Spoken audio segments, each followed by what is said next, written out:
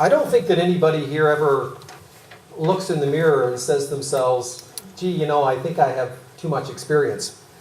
I think we all look in the mirror from time to time and say, I wish I knew then what I know now. This leadership is about winning an election in 2 years, not 6. And I believe that experience will allow that. And I invite you to look at my record on the private level for the last 30 years, representing many people in the Miramichi, a lot of people in this room. And the fight that I've had against corporate interest for the taxi drivers, the waitresses, and the people that work in the woods. My public record. We've taken a deficit of $47 million and turned it into a surplus of $4 million in one fiscal year. I had the pleasure of working with your MLAs here, including Bill Fraser, to protect your hospital services. And in the time that we had here, with the biggest recession in 75 years, there were no layoffs at that hospital. The government would not allow it. Your MLA would not allow that. One thing that remained to be done, of course, was to ensure that the road was built from the bypass to the hospital, just simply as safety. You should have that built. That'll save lives. I also believe, finally, though, that we need to look after ourselves because there is no benevolent federal government. Mr. Harper says to tighten our belts. We must tighten our belts while the rest of the country enjoys the largesse and the generational tools to succeed. Why not us? Why have we been overlooked? The time has come to do things differently. Le temps est maintenant à changer les affaires, à changer l'approche. So I ask for your support for this leadership. And I want to also say on behalf of the Kellys, myself, the Barrys, and my late father, God bless the Miramichi. Thank you.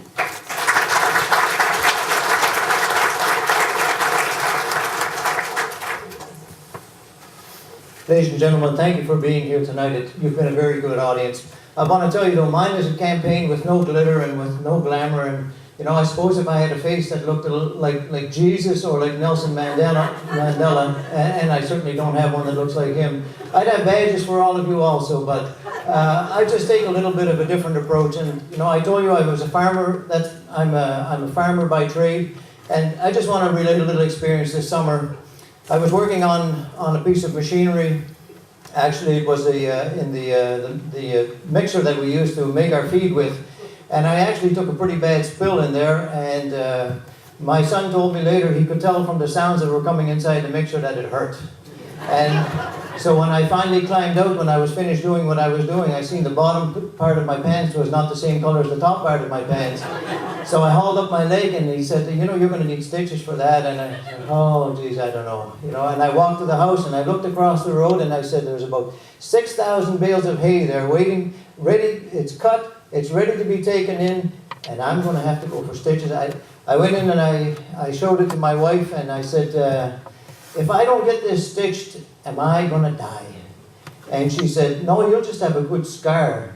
So I can tell you that today, I have a good scar, and at the end of that day, we had about 7,500 bales of hay in the barn.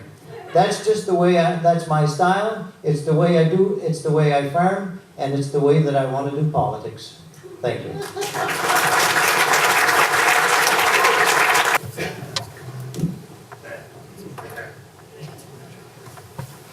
In 2006, I ran against the Premier at the time, Mr. Bernard Lord. I ran in the riding of Moncton East, and I got 41%. I was 24 at the time, I was the president of the university there, and I was a law student, a young entrepreneur.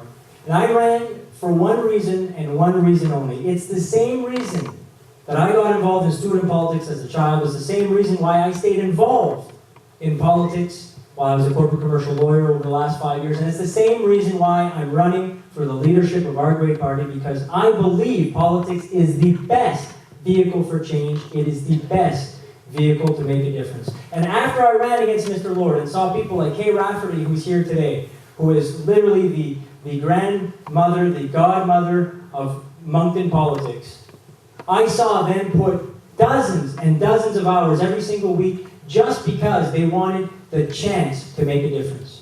I chose the Liberal Party of New Brunswick. My parents were not political. My father worked at grocery stores his whole life. My mother worked at fast food restaurants. I chose the Liberal Party because it's a party that shares my values.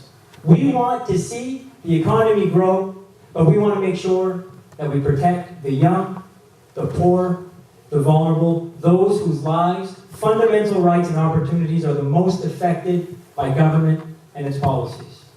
I believe in the party, and more importantly, I believe in New Brunswickers. And that's why I want us to focus on creating conditions for New Brunswickers to create success. That's why I want us to invest in education and training by investing in ourselves. And that is why I believe that we can change our political culture. We can make it more transparent, more inclusive, more civil, less about nepotism and patronage, and more about doing what's right for all New Brunswickers. I am convinced we can do it, and if somebody tells you that we can't, remember Margaret Mead's quote, "Never doubt that a small group of committed, thoughtful citizens can change the world. Indeed, it's the only thing that ever has." Merci beaucoup.